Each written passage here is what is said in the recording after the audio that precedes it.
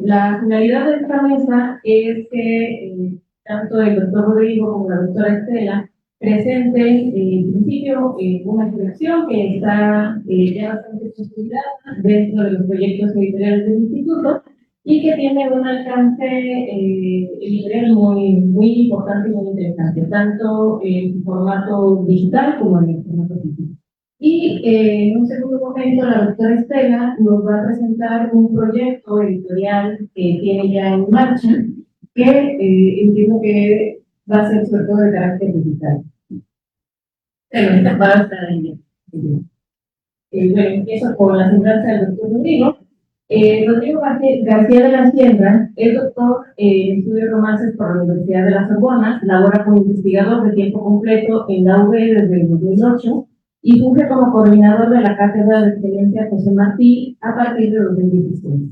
Es autor de José Revueltas, una ontología carcelaria en los relatos del periodo de Lecumberri, además de haber coordinado varios libros colectivos. También es autor de numerosos artículos y capítulos de libros en publicaciones especializadas. Ha sido profesor visitante en universidades de México y el extranjero desde la coordinación de la cátedra. Impulsó la creación de la colección Pensamiento y Culturas Latinoamericanas, que es la que nos va a presentar ahora.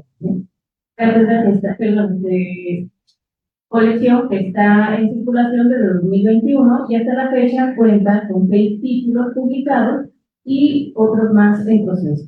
Rodrigo, te doy la palabra. Muchas gracias. Bueno, pues agradezco la invitación a la Biblioteca Digital de Humanidades y a Diana, Hernández, para compartir con ustedes. Aquí les agradezco, por supuesto, que permanezcan como guerreros en un horario tan difícil como este, en esta presentación, para presentar, les decía, una colección de nuestra universidad que es de relativamente reciente creación. Digo relativamente porque nuestro primer título data de 2021. Pero bueno, ustedes saben que los tiempos editoriales no son tan rápidos. Es decir, la producción de libros toma cierto tiempo, publicación, de modo que en estos 3 años hemos logrado publicar 6 títulos a razón de 2 títulos por año, lo cual pues, es bastante satisfactorio. Y bueno, les platico rápidamente acerca de esta colección. Es una colección que tiene un formato que busca precisamente, bueno, tiene una doble vocación. Por un lado, buscamos que estos libros estén disponibles en libre acceso a través del sitio del repositorio editorial de la Universidad Veracruzana, pero también lo ofrecemos en un formato impreso.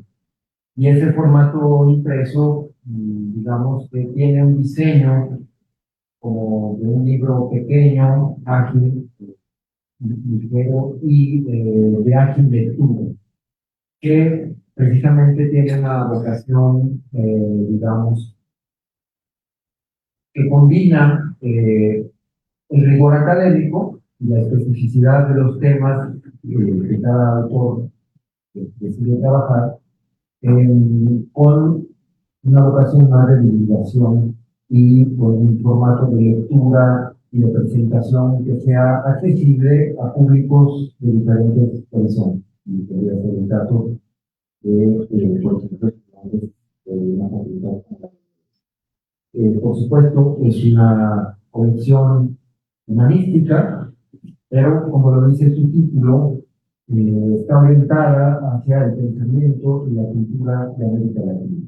Cuando decimos pensamiento y cultura, estamos situándonos en un ámbito vasto, bastante abierto, de modo que de lo que estamos hablando es de una colección con una vocación inter o multidisciplinaria, aunque se mantenga en el área de debo decir que el origen de esta colección tiene que ver, como lo mencionó por ahí Diana en la presentación, con la cátedra José Martí. Un origen, si ustedes no sé si ustedes están al tanto, pero de las varias cátedras de excelencia que tiene la Universidad Veracruzana, una de ellas es la Cátedra José Martí, a cargo de la cual he estado en los últimos años, durante 8 años ya, y en el marco de esa cátedra fue que pudimos conseguir, planear e iniciar con esta colección que está alojada en el Instituto de Investigaciones Lingüísticas Literarias. Entonces, muy rápidamente, en realidad mi presentación a lo que apunta, pues como toda presentación editorial, es a darles a conocer estos libros, la existencia de esta colección y rápidamente hacer un muy breve recorrido para invitarles a que se acerquen a los puntos de venta de la UD o bien en el repositorio de la propia editorial, a que conozcan estos libros, los lean. Vamos a ir adelante. Bueno, rápidamente aquí tienen ustedes una imagen de los 6 títulos. Bueno, digamos, esta lámina lo que busca básicamente es darles una idea de cómo se ven los libros, cuál es la propuesta desde el punto de vista del diseño. Son formatos pequeños. Adelante, por favor. Pero voy a hablar muy rápido. Voy a hablar muy rápidamente de los títulos que hemos publicado. El primero de ellos, la doctora Liliana Weinberg, que es miembro de la Academia Mexicana de la Lengua, profesora de la Universidad Nacional Autónoma de México, quien nos ofrece un ensayo sobre José Martí. Como les decía, esta colección nació en el seno de la Cátedra de Excelencia José Martí, de modo que abrimos la colección con un título sobre esta figura, pues muy importante, por supuesto, para Cuba, pero no solo para Cuba, sino para América Latina en su conjunto. Es una figura importante en las letras, en la política y en la idea misma de América Latina. Bueno, es una obra que está constituida por 23 ensayos, se lee con mucha agilidad, un texto muy bien escrito y que es una muy bella presentación de un aspecto peculiar de la obra de José Martí.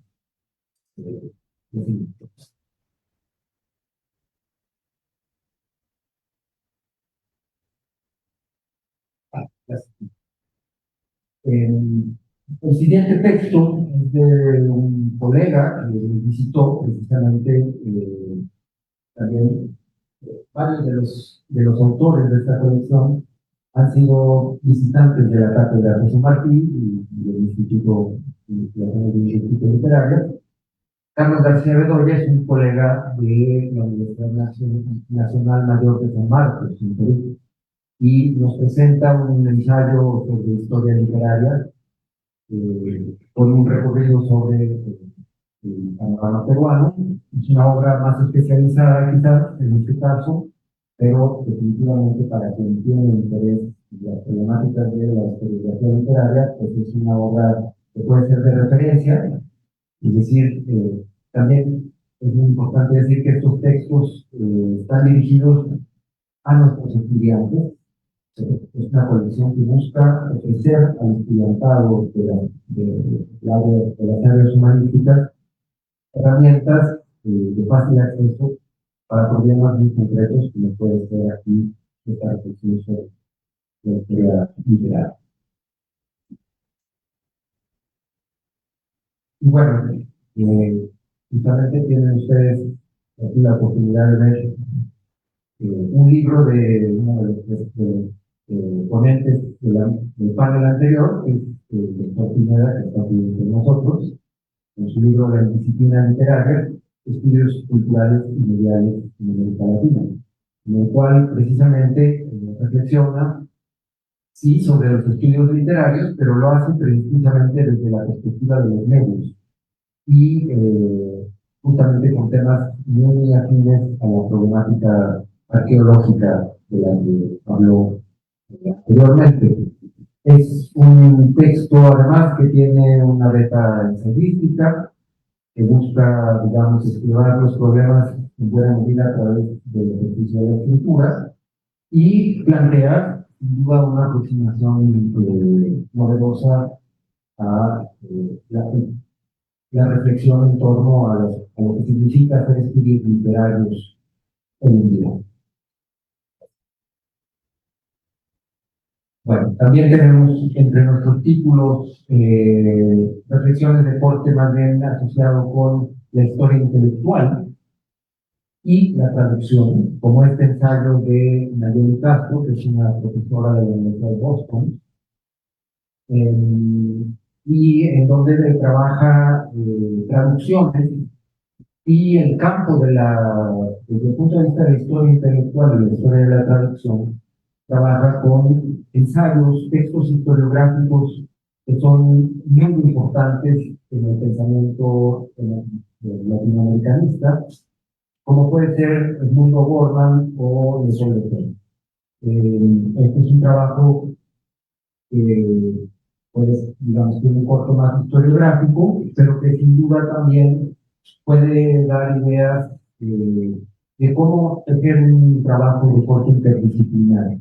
Es un ensayo también, una vez más, que se lee con mucha facilidad, a pesar de lo que podría parecer, no es un trabajo que esté destinado exclusivamente a los especialistas. Es un ensayo que puede incluso ser muy bien leído por el público general. ¿Sí?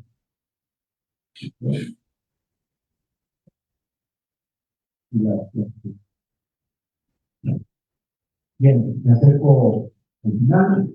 Tenemos aquí otro título, que es un título muy bello, un ensayo muy bello de Rafael Mondragón, profesor también de la Universidad Nacional, de la UNAM.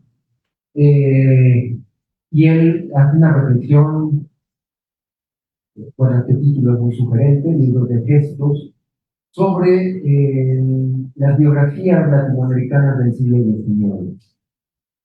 Básicamente, este es un ensayo filosófico y literario que reflexiona acerca de un problema que puede ser, digamos, no solamente porque literario, sino que va un poco más allá, que tiene que ver con cómo se puede escribir una vida. Poéticas del pensar, aquí también tiene que ver con lo que da a pensar una vida. ¿Cuál es el sentido de escribir una vida? Y la respuesta que da Rafael Mondragón básicamente es el sentido, o en muchos casos, de manera general, escribir una vida, o sea, la biografía, el género biográfico, a lo que apunta es a una poética de pensar, a dar a pensar una vida. Por eso se llama el libro de textos. Esta obra, que definitivamente también tiene un trabajo muy pulido sobre la escritura, es un ensayo muy ágil y, una vez más, que puede ser leído por especialistas o simplemente por un público general que se interese por conocerlo.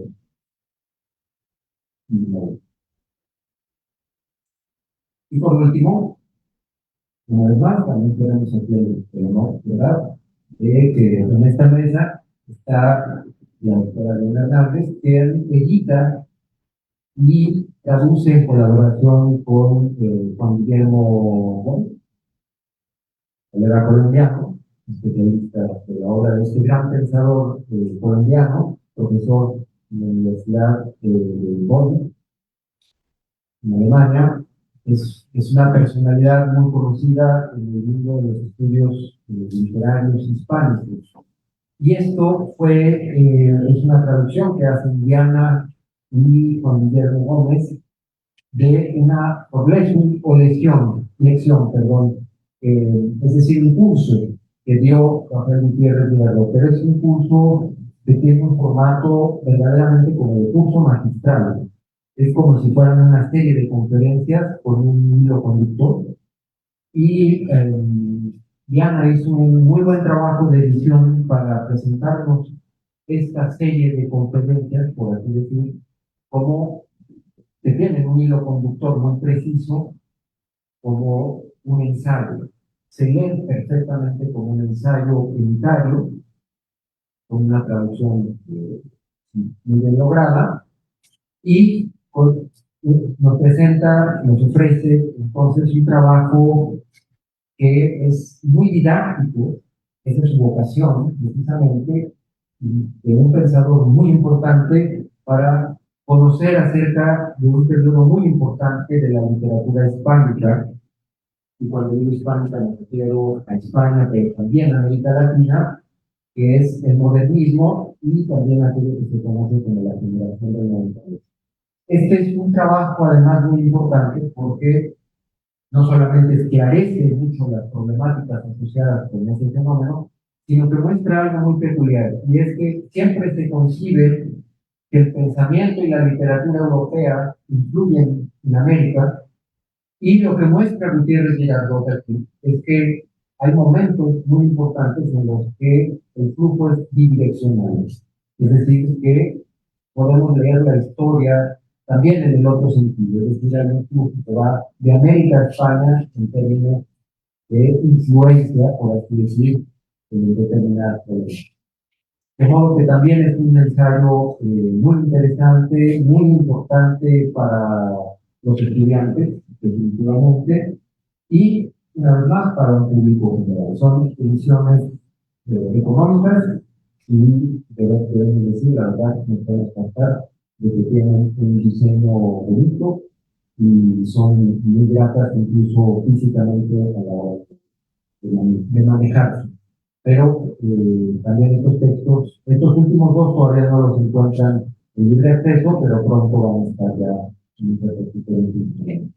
Y bueno, básicamente esa es la presentación de esta colección editorial. Ahorita estamos trabajando dos títulos más que van a aparecer próximamente y que ya se van a presentar. Muchas gracias.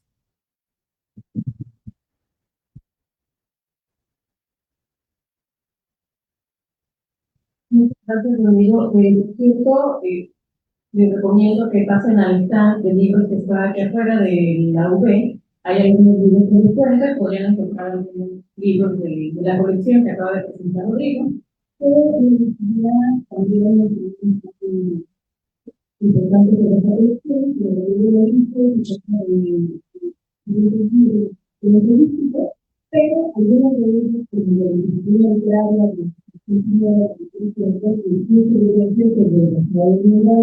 tiene un gran vínculo con los estudios de Dios. Cada uno de los autores, estudios de la estudios de Dios, de la fe, de Inicio, y están haciendo una revisión de cuáles son los fundamentos que tiene la literatura o la cultura letrada a partir de todo el desarrollo de aspectos legales, y bueno, obviamente letrados dentro del mundo de la cultura. Ahora voy a darle la palabra a la doctora Estela.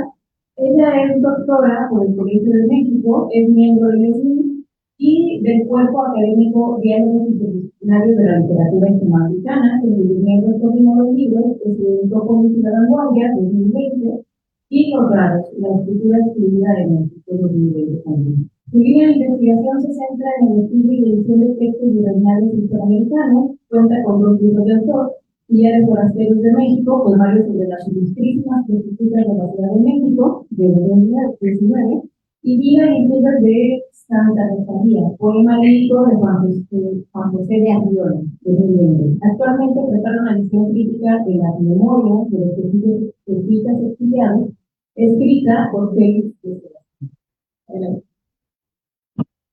Gracias, Diana. Bueno, eso, por dar el agradecimiento, gracias, César. Gracias a los espacios que nos brinda la Biblioteca de Humanidades. Gracias por la atención. Y gracias, Rodrigo, por esta presentación en la colección que tenemos actualmente en el Instituto de Ilustración Política. Voy a empezar, intentaré ser rápida, y puedan ir a poner. Comienzo.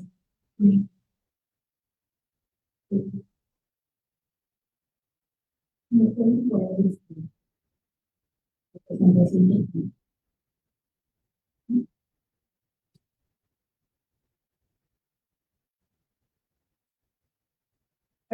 Mientras se va proyectando algunas imágenes de esta colección, quisiera hacer una consideración. Esta colección apenas es un proyecto. Fue presentado al Comité Editorial del Instituto de Investigaciones Literarias y estamos en el proceso de que se apruebe con sus respectivas observaciones, comentarios y demás, ¿no?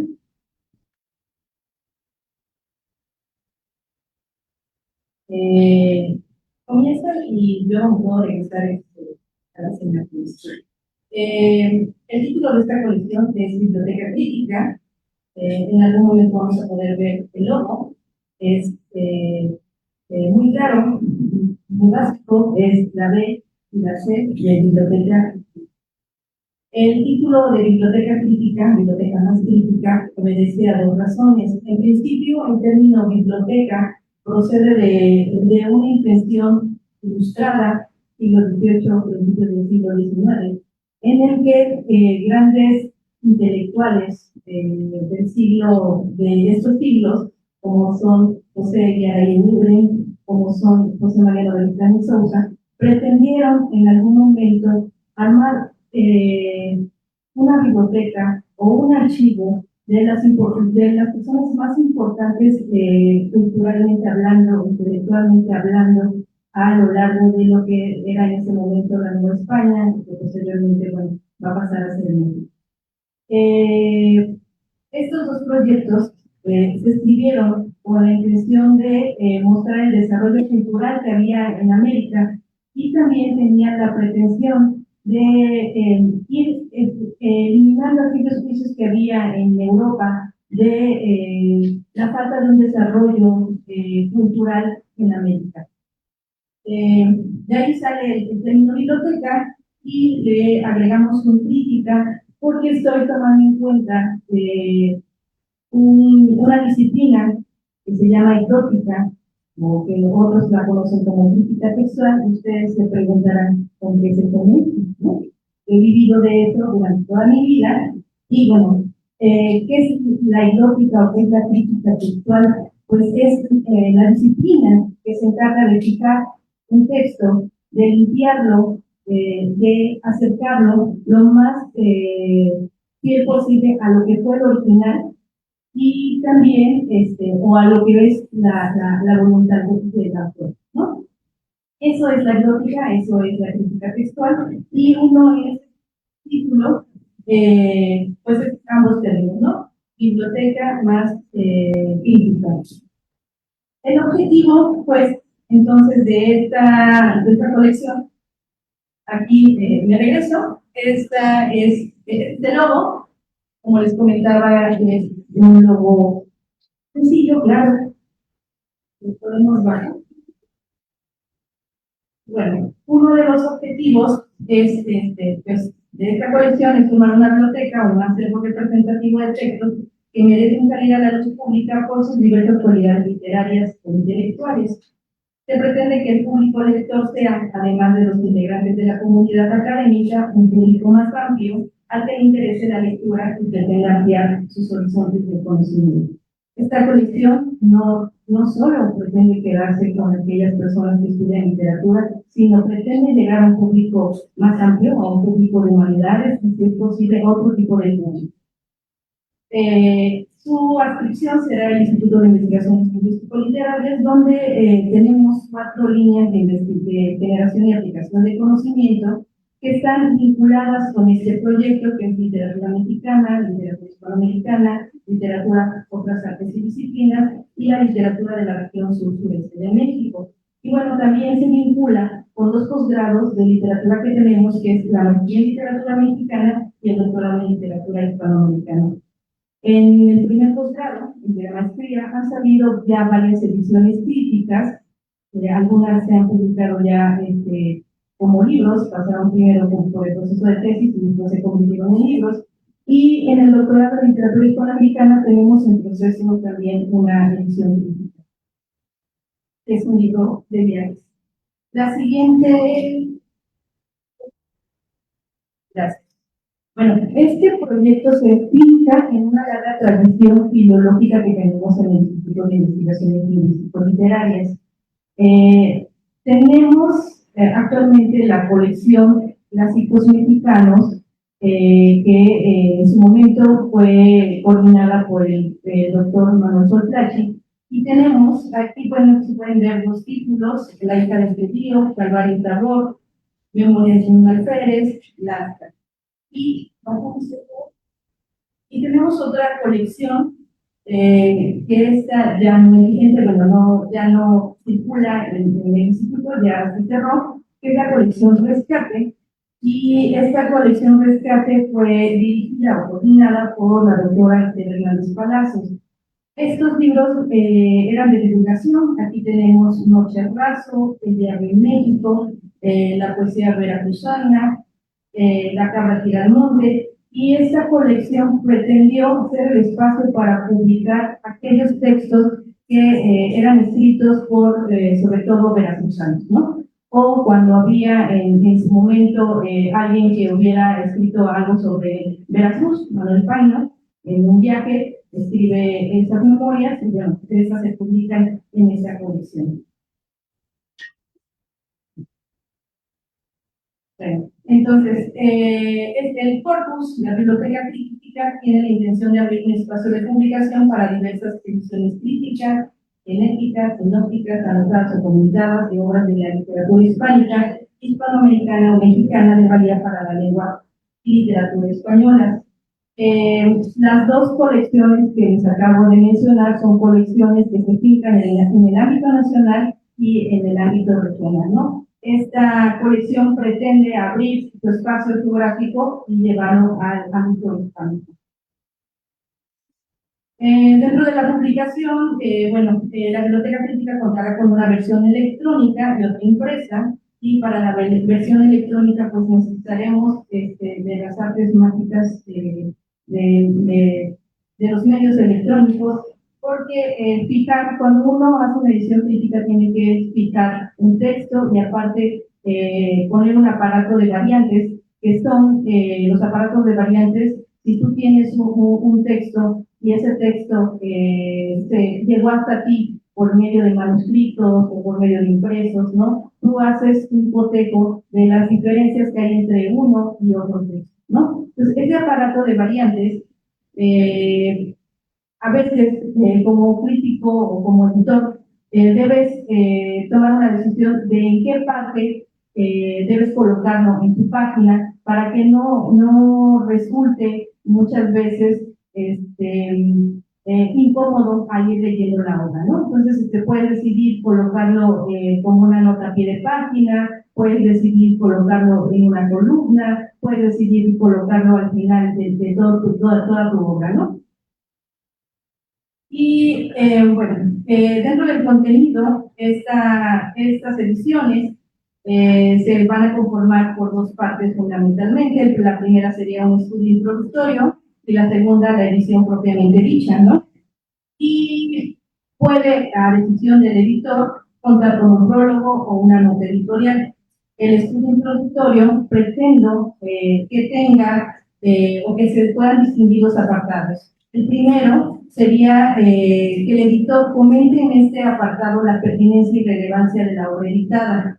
Asimismo, los rasgos de la obra que sean de interés para el lector contemporáneo, porque algo que estoy muy consciente como editora es que estas obras son para un lector del siglo XXI, ¿no? Entonces, mis criterios de visión tienen que ser muy cercanos a este editor, más bien a este lector del siglo XXI. No podría transcribir meramente el texto, ¿no? Porque si les presento yo un español del siglo XVII, del siglo XVIII, se les va a dificultar la lectura. Entonces, todos los criterios de visión deberán estar pensados en este lector contemporáneo. En un segundo apartado de este estudio introductorio, pues irá a pedir información concerniente al método, metodología, herramientas de visión, a las fuentes críticas y su historia, a las características codicológicas de las obras, al análisis de variantes. Las características codicológicas tienen que ver con la descripción del soporte que tiene este texto, ¿no? qué tipo de papel, dónde se publicó, si fue impreso, si fue un escrito, si es un microfilm, ¿no? Y bueno, ya propiamente la edición, bueno, ahí tendrá el editor la libertad de decidir cómo va a disponer el texto, cómo va a disponer el aparato crítico y cómo va a disponer el aparato de notas. Estas ediciones, pues, tengo la intención de que salga un libro por año, con la posibilidad de que vaya creciendo a dos. El primer número sería La mujer desnuda, de Núñez Suárez. Ahorita voy a hacer algunas precisiones de este libro.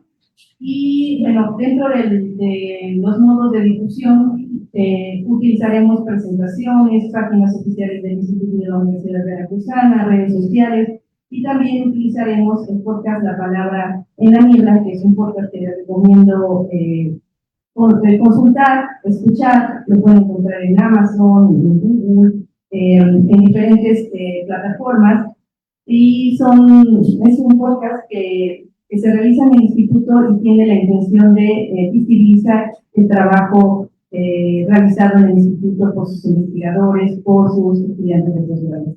Al final he colocado con el equipo de trabajo Diego Lima como diseñador, Porfirio Castañeda como formador, Omar Pérez como corrector y Leticia Medina Salazar y María Teresa González Díaz en la parte de difusión. Pasamos, por favor. Estas son 8 posibilidades de portada. Ustedes se pueden dar cuenta que tiene en el logo de la biblioteca crítica, el número que tendrá el primer libro, la cuarta de forro, la portada, donde tendrán elementos fundamentales como el título de la obra, el nombre del autor y el nombre y las tareas del editor.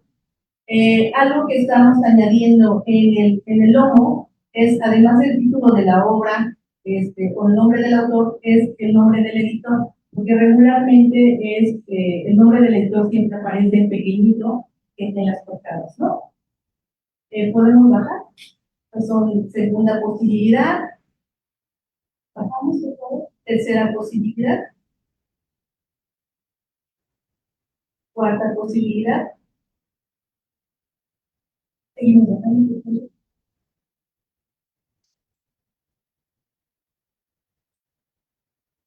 Esta sería la octava.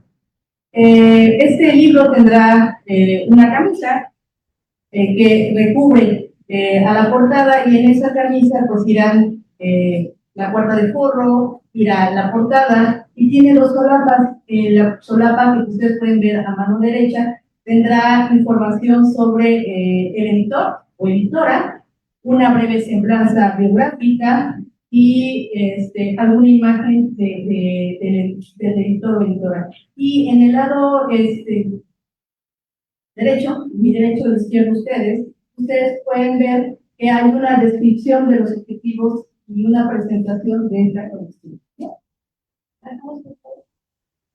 Estos ya son los interiores, es un ensayo de los interiores que va a tener pues esta primera novela que inauguraría esta colección, que se llama La mujer desnuda, de Armonía Somers. Bajamos, por favor. Y que le está editando Citlali Ramírez. Podemos seguir bajando. Aquí nos detenemos rápidamente en el índice. Aquí pueden ver las 2 partes que quiero que se distingan muy bien en el estudio introductorio, que sería un acercamiento a la autora, a la importancia de esta autora, que es una escritora uruguaya, con esta obra que se escribe a mediados del siglo XX. Se están subvirtiendo varios tabús, varias condiciones sociales, varias condiciones o normas sexuales en el momento.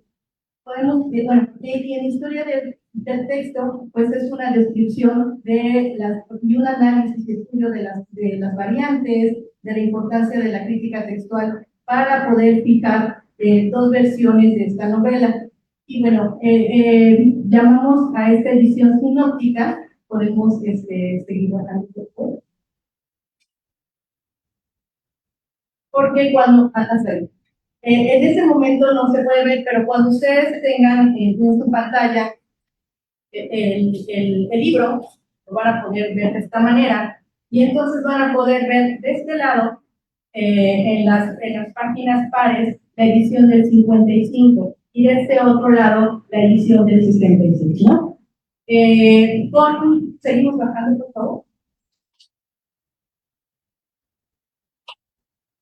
Esta sería la del 55 y con un sombreado con negritas se destacan aquellas palabras que vamos a poder encontrar y que son iguales en la edición del 66. Podemos bajar. Esta edición se presenta de esta manera, de manera científica, siempre le llama, porque es muy difícil registrar en un aparato de variantes todas las variantes y todos los cambios que tiene esta edición, porque son prácticamente, o en muchos momentos, dos versiones completamente distintas, ¿no? Entonces, para poder al estudioso, a quien hace investigación de crítica textual, al lector, puede ver una y otra versión de esta edición.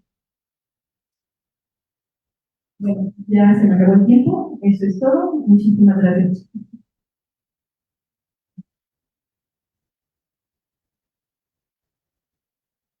Muchas gracias por la presentación de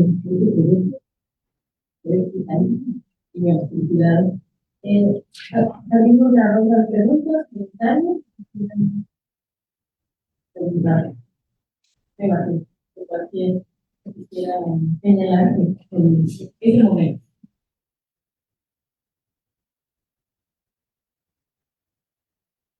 Bueno, pues si no hay nada más que señalar, ¿ustedes quieren hacer algún comentario final?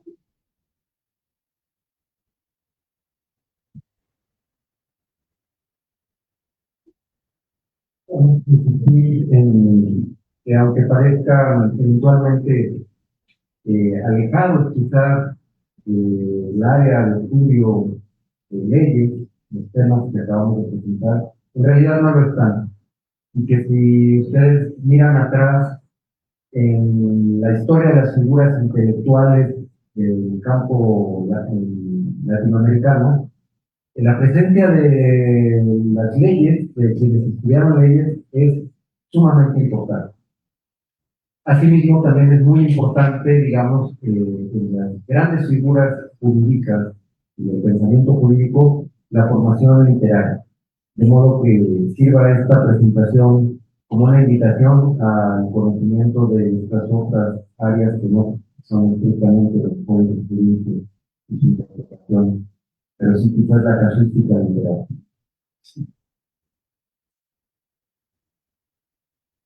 Estas por eso la que coordina Rodrigo y posiblemente la coordinaré yo un tiempo más, la pueden encontrar en el repositorio, o la van a poder encontrar en el repositorio de la Universidad Veracruzana. Y nada más quisiera comentar que este proyecto que tengo inicia con una obra escrita por mujeres. Si ustedes revisan la colección de clásicos mexicanos, es una colección que se está haciendo al siglo XIX y podemos encontrar solo nombres de varones, ¿no? En el caso de la colección de rescate, sí se rescatan algunas obras de poetas, sobre todo, ¿no? Y bueno, creí importante empezar esta colección abriendo este espacio para comentar o visibilizar a las mujeres hispanoamericanas. Bueno, gracias.